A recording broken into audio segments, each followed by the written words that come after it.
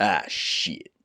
Here we go again. I'm so proud of Squidward for finally starting that band. Brighton art punks Squid have returned with their sophomore LP, Monolith. Their last album, Bright Green Field, was an evocative and surreal excursion into the idiosyncratic sounds of art rock and post-punk, pulling from influences such as Pere Ubu, James Chance, krautrock legends like Noi and Can. They showed a lot of room for further growth. And I certainly think that we get to see a maturation of their already left field and freewheeling sound on this project here. Monolith also carries with it a more defined lyrical concept too. There are some real themes of loneliness, powerlessness, smallness on a global scale, and that is no clearer than on songs like Undergrowth. Lyrically, this thing is a lamentation on the futility of modern civilization. Lots of lyrics about being consumed and forgotten about after a life of sedentary mundanity. We get an infectious bluesy guitar and bass combo, as well as some strategically placed dissonance across its 6-minute runtime. And the way this thing builds and coasts out through these super serene synth chords is certainly gratifying and indicative of the band's willingness to tweak their formulas for maximum effectiveness. The Blades tackles similarly bleak themes, this time from what appears to be a police brutality angle. The band explained this in an interview with The Quietus, stating that the Blades represent 3 things: the police helicopter blades, the violence of the officers down below, and the blades of grass being cut down, aka the protesters. Perhaps the central point of focus thematically for this album, as this ties into the monolith metaphor. The police force is the ultimate monolith, an indivisible structure that is often very slow to change, and functions as somewhat of a hive mind. The fluidity in which this song grows into, dare I say it, a monolithic beast is truly a sight, or rather a sound, to behold.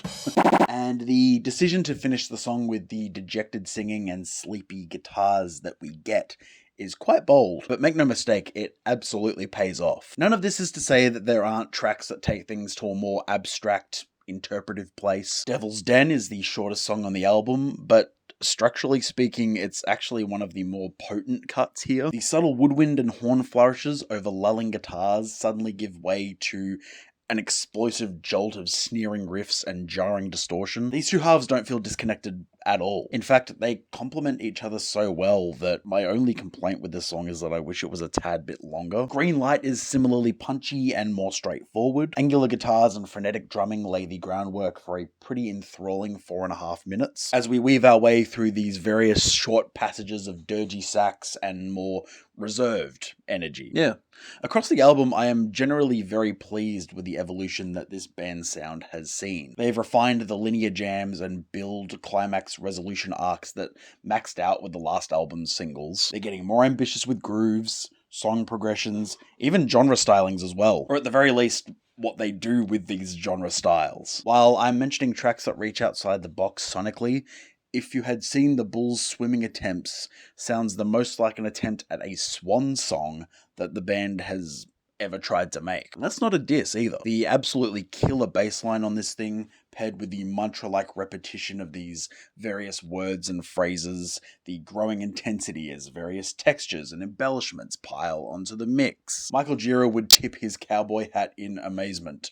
Yeehaw! It's another structurally creative moment on the album where the band looks to experiment with their typically krautrockian approach to post and art punk. I'm equally as fond of the opener and lead single to this album, Swing in a Dream. Its writhing guitar riffage and propulsive grooves give me slight Battles vibes, but that might just be me. A lot of that Radiohead influence is back too, especially with the flowery synth bed that underlies a majority of the track. The ascending chorus melody becomes an absolute earworm the more it's repeated, and serves as somewhat of a mode of escape from the grim societal pictures being detailed across the project. Now, before I forget, I do want to mention a couple of songs that, for various reasons, don't make as much of an impression on me. The vocoder vocals and gloomy tension being built up on Siphon Song are an admirable adventure, and I do get lost pretty easily in its psychedelic and sound-rich build. My big complaint with this track is that it's far too one note to really make note of. It doesn't feel like a grand artistic statement,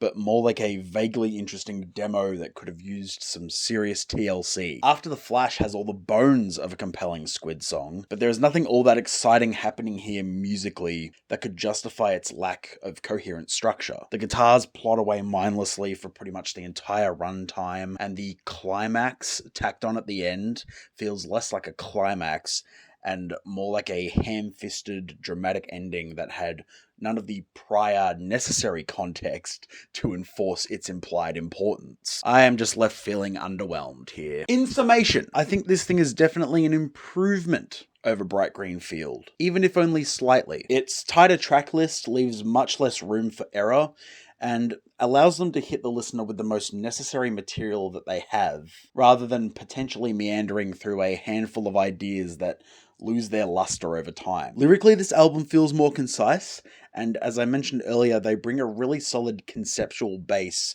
to the project that makes these songs feel like they belong together as a greater sum. Musically, it might be a bit of a more of the same kind of deal, but that is not a bad thing at all. Their band chemistry is so tangible that they can embark on any musical idea that they want, and they can usually make it sound convincing, as well as entertaining. So, I'm giving this thing an 8.8 out of 10. Great one, guys. Great one.